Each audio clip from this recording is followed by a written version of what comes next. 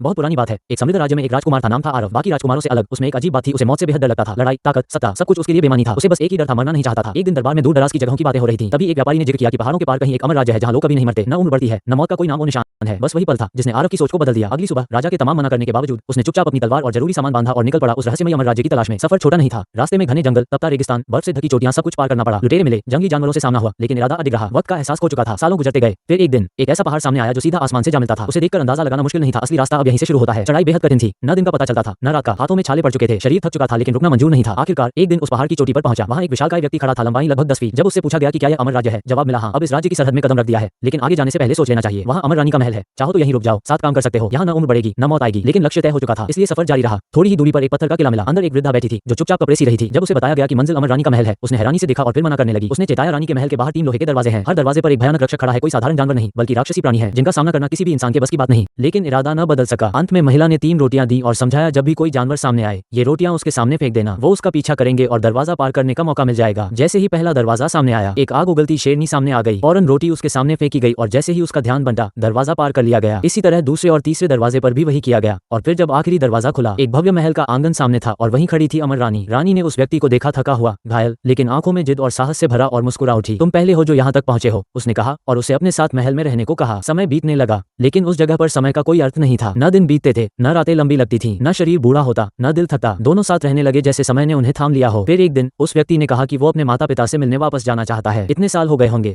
शायद अब बहुत बूढ़े हो गए हों। रानी मुस्कुराई, लेकिन इस बार उसकी मुस्कान में रहस्य था। क्या अंदाजा है, यहाँ कितने साल हो गए हैं, उसने पूछा। शायद 3-4 साल, जवाब मिला। रानी ने धीरे से कहा, यहाँ 3000 साल बीत चुके हैं। ये सुनकर वो व्यक्ति स्तब्ध रह गया। रानी ने कहा, अगर वापस जाना है तो जाओ, लेकिन ये जूते साथ ले जाओ। अगर कोई तुम्हें पकड़ने की कोशिश करे तो इन्हें पहन लेना। पहाड़ से नीचे उतरकर जब अपने पुराने नगर पहुंचा तो हर चीज अजनबी लगने लगी। इमारतें बदल चुकी थी, लोग अनजान थे, महल मिट चुके थे। जब लोगों से पूछा गया, किसी ने भी पुराने राजा का नाम तक नहीं सुना था। यहाँ तक कि एक 300 साल के बुजुर्ग को भी वो नाम याद नहीं था। थका हुआ, निराश, एक टूटी झोपड़ी में आराम करने गया। लेकिन अगली सुबह नींद खुली तो सामने खड़ा था मृत्यु का देवता यमराज। तुम हजारों साल पहले मरने वाले थे, लेकिन अमर राज्य में जाकर तुमने मौत को धोखा दिया, उसने कहा। डर से कांपते हुए तुरंत जूते पहने गए और दौड़ शुरू हुई फिर से उसी अमर राज्य की ओर। मृत्यु पीछे थी, तेज लेकिन कमजोर, और जैसे ही अमर राज्य की दीवारें